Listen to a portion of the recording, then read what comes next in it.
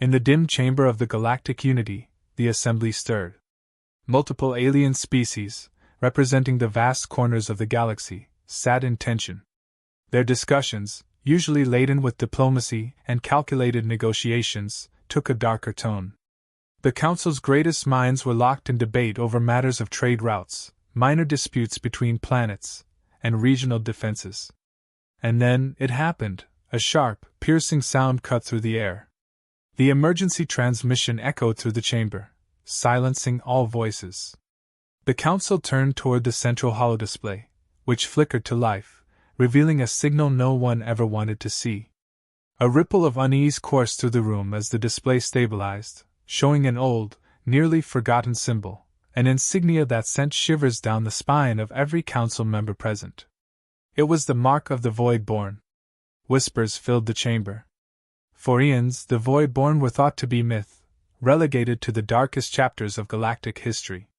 Entire civilizations had vanished at their hand, and their silence over the millennia had been a false reassurance. Now, with their return confirmed, the fear that lay dormant in the hearts of the galaxy's most powerful species surged to the surface. "They're back!" The words hung in the air, voiced by one of the Council's more logical members, an elderly known for his cold, emotionless demeanor. Even he, a being of pure intellect and reason, found his voice trembling. Tensions escalated. A tall, crystalline figure, representing the Zephyrin, slammed a translucent fist onto the table, demanding immediate action. "We must evacuate! Elysium Prime is too vulnerable. No! To run is to die! We should surrender and hope they spare us," bellowed a Garathian warlord, his deep voice betraying the centuries of battle experience, now tainted by fear. A slender, insected creature, part of the Skira swarm, buzzed rapidly, its mandibles clicking in panic. "Hide! We must hide! Let them pass unnoticed." These were species renowned for their strategic minds, their strength in battle, and their wisdom in diplomacy. Yet here, faced with the reappearance of an ancient threat, they faltered. Fear had taken root in the core of every council member.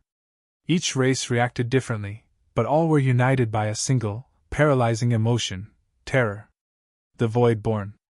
Legends described them as the embodiment of destruction, a force that didn't conquer but annihilated.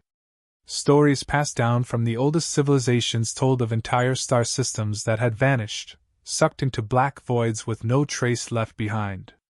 No one knew what the Void-born truly wanted. There were no demands, no negotiations, only obliteration. Details of their past horrors resurfaced in the minds of those present. Planets reduced to nothingness, stars blinked out of existence, as if they had never been.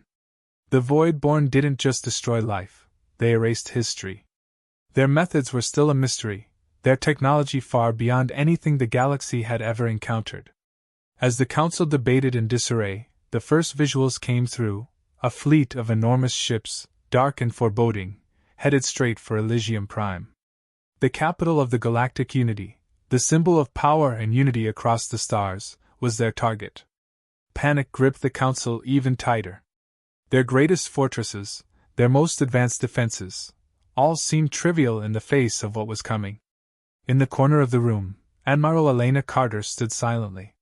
She represented humanity, a species new to the galactic stage. Humans, still viewed as reckless and unpredictable by the older, more advanced species, were often sidelined in such discussions. The Council had never quite understood them. But Elena watched. She observed the chaos unfolding, the once mighty species of the galaxy crumbling under the weight of their ancient fears. Elena's gaze shifted from one panicked delegate to another. She saw the fear in their eyes, the helplessness in their voices. While the Council debated, no decision would be made today. The Void-born were too great a threat. For the first time in millennia, the galactic unity was powerless, its legendary resolve broken. The human race had never encountered the Void-born before, not directly. But humanity had always been familiar with fear. Elena had seen her people rise from near extinction, rebuild from the ashes of planetary wars, and survive the unknowns of deep space. Fear was not new to them, it was a constant companion. And that, she knew, was humanity's strength. The other species viewed humans as unpredictable, often too bold for their own good. But what the Council didn't understand was that humanity's resilience didn't come from a lack of fear. It came from their ability to act in spite of it. As the galactic unity crumbled under the weight of indecision, Elena Carter's mind sharpened. The Voidborn were coming. The galaxy's greatest civilizations were frozen in terror. But as far as she was concerned, fear would not win today. The humans had faced the unknown time and again, and this would be no different. As the meeting spiraled into further chaos, Admiral Carter stood and quietly left the chamber, her thoughts already forming a plan. The Council might be paralyzed, but humanity was ready to fight. The legends of the Voidborn might have struck fear into the hearts of the galaxy, but they were just that, legends. And legends could be defied. The council chamber behind her fell deeper into confusion, with voices rising and arguments becoming more frantic. But Elena didn't need to hear them. She knew what needed to be done. The Voidborn might be fear incarnate, but they hadn't met humanity yet. And that would be their first mistake. The stage was set. As the Voidborn fleet neared, the galaxy stood on the edge of oblivion. The galactic unity was frozen, but the time had come for humans to step out of the shadows and into the light. The galaxy's last hope now lay in the hands of those once considered the most reckless of species. And perhaps, it was that very recklessness that would save them all. Admiral Elena Carter stood in the center of the room, her voice cutting through the rising tide of fear and chaos. "We need to fight," she said, her tone calm, unwavering. The reaction was immediate. Disbelief flashed across the faces of the other council members.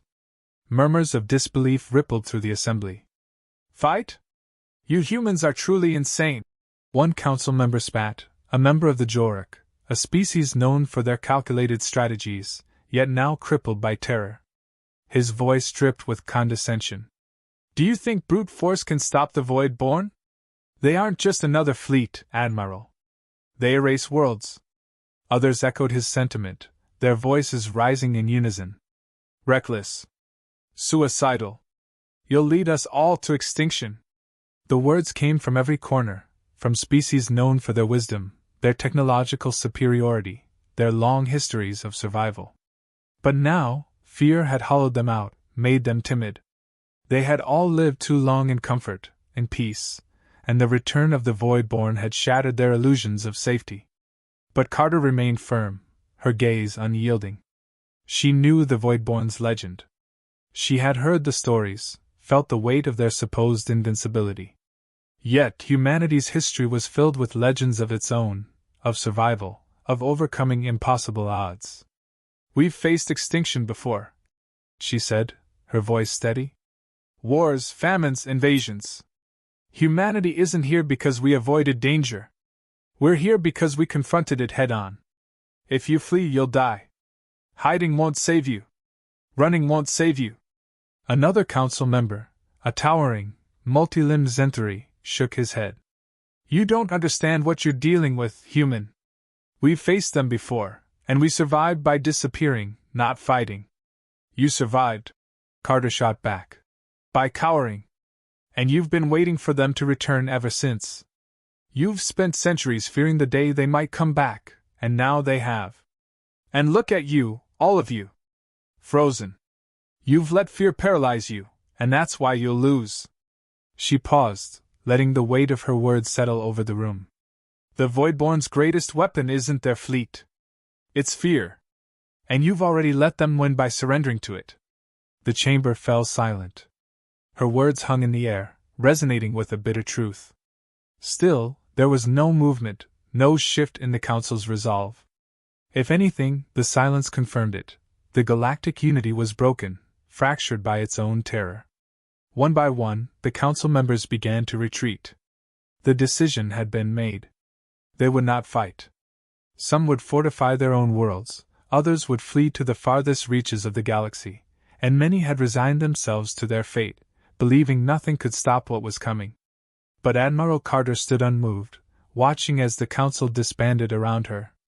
These were the galaxy's oldest, most advanced civilizations, once beacons of hope, now shadows of what they had been. It was clear to her now, the galactic unity was not going to stand against the Voidborn. It would not stand at all. But that didn't mean humanity wouldn't. She turned away from the retreating delegates, activating her comm link. "This is Admiral Carter to the human fleet. Prepare for immediate engagement. We're not running." The response was swift. "Aye, Admiral. Fleet's on standby." There was no hesitation, no questioning. Humanity had been forged in conflict, and Carter knew her people wouldn't back down now. Fear was part of their existence, but it had never been something that held them in place. It was something they moved through. As she strode from the council chamber, a few figures moved toward her. She stopped, surprised. A small group of aliens, representatives from species scattered across the galaxy, stood before her. Their faces, though different in shape and form, all held the same look of grim determination. One stepped forward, a member of the Lithari, a race known for their mastery of psychological warfare. "We'll fight with you, Admiral. My people understand fear, but we also understand how to turn it against our enemies." Another, a grizzled clan warrior with battle scars lining his leathery skin, growled, "I've lived through too many battles to run now. I'm not dying with my tail between my legs. I'll stand with humanity." Carter nodded, grateful but unsurprised. She had known, even in the darkest moments, that not all would surrender to fear. There were still those who understood the value of courage, of defiance in the face of overwhelming odds. "Good. We'll need every bit of strength we can muster." The plan began to take shape as they walked together toward the human command center. This wouldn't be a battle of brute force alone. The Voidborn were powerful, yes, but they were not invincible. Carter knew they had to approach this with both strategy and audacity. The Voidborn thrived on fear, so they would use that against them. "We'll hit them where they don't expect," she said, gathering the group around a tactical display. "They think the galaxy is paralyzed by fear, and they're right. But we're not. If they believe we'll stand and fight like cornered animals, we'll surprise them." The Lithari representative nodded. "Psychological warfare. If we can disrupt their communication, spread misinformation among their ranks, it could buy us time." Carter pointed to the fleet's trajectory toward Elysium Prime. "We'll lure them into thinking they've got the upper hand. But when they reach the heart of the galaxy, they won't find a fractured council. They'll find a fleet ready to fight." The plan was bold, but it had to be. Carter knew the risks, but she also knew that fear was the Voidborn's strongest weapon, and they had already won half the battle by instilling it so deeply in the galaxy's oldest species. But humans were different. They faced fear head-on, and that was their advantage. As the human fleet gathered, readying for what could be their final stand, Carter stood at the helm, her resolve unshaken. This was more than a physical battle. It was a test of psychological strength. And humanity had always thrived in the face of the impossible. The Voidborn would learn that soon enough.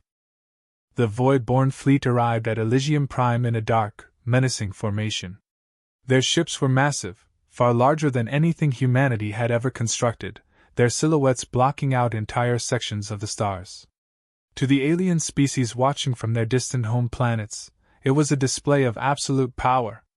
The Voidborn moved with a terrifying precision, as if they were the hand of fate itself. Despair settled over the galaxy's observers. They expected humanity's swift defeat. What force could stand against this? But on the front lines, aboard the human fleet, there was no room for despair. Admiral Elena Carter stood on the bridge of her flagship, calm, composed, and resolute.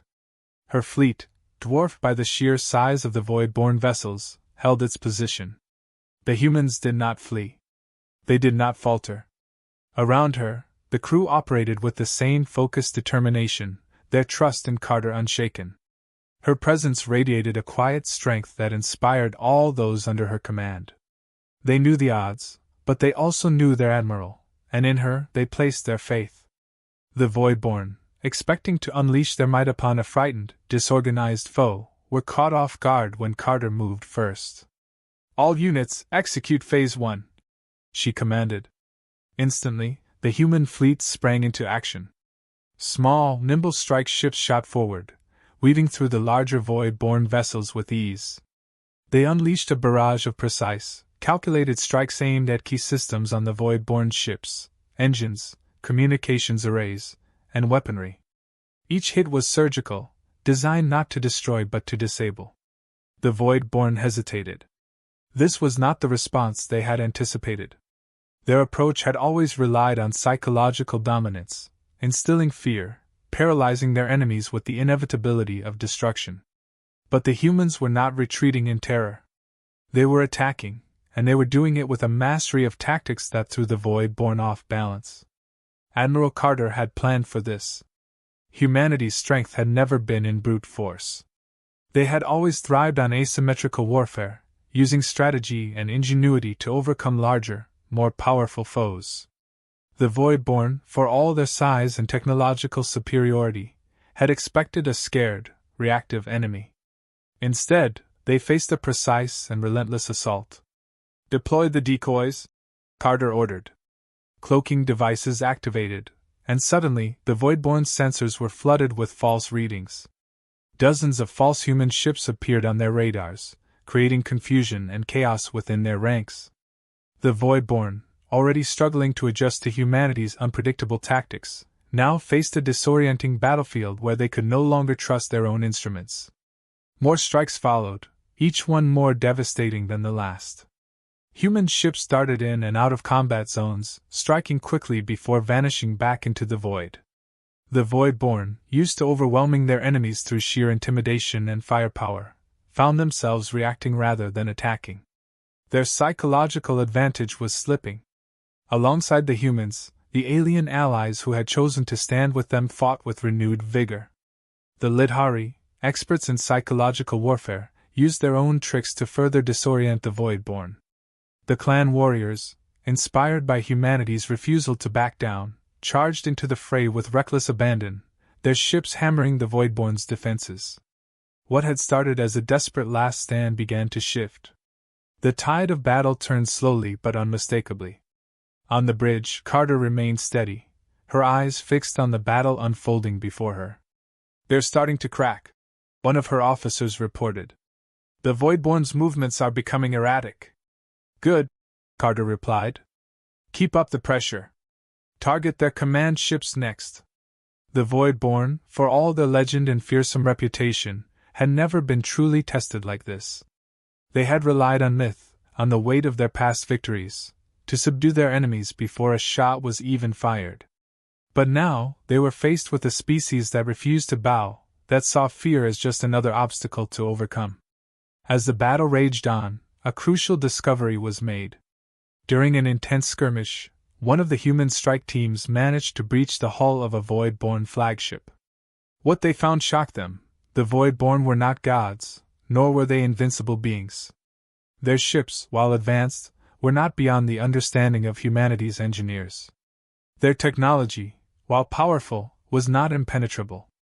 And their forces, though fearsome, were not limitless. Carter received the report, and immediately recognized the opportunity. "They've been playing on fear this whole time," she said, her voice filled with a calm satisfaction. "They're not invincible. Spread the word to the fleet. The void-borne bleed." The message was relayed across the human fleet, and with it came a surge of renewed energy.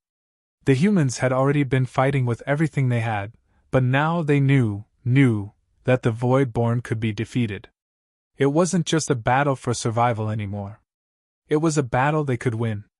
As Carter's forces concentrated their fire on the now exposed weaknesses of the void-borne ships, the enemy began to falter. The flagship, once a symbol of indomitable power, started to lose its shields, its engines sputtering under the relentless assault.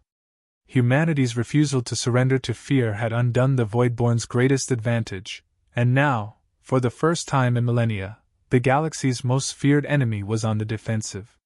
The battle was far from over, but the momentum had shifted irrevocably.